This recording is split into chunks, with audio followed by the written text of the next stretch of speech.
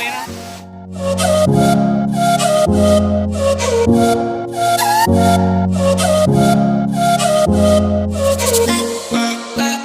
Jadi menurut petugas di sini, rasanya kalau ingin menikmati pelangi ya, itu sekitar jam 10 pagi atau jam 11 pagi.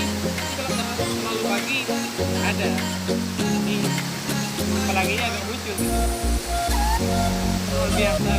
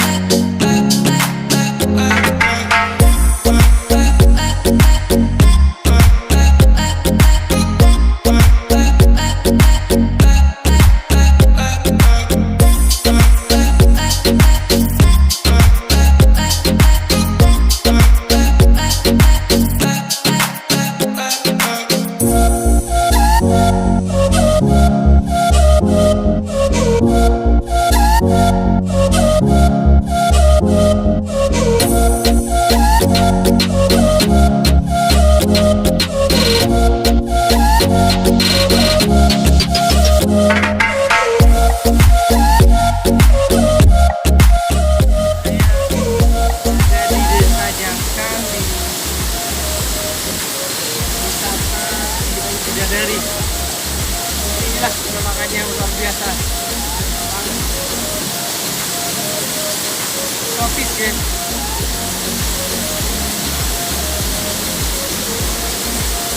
Ini saya pertama kali sampai di sini, ibu saya orang sini, luar biasa.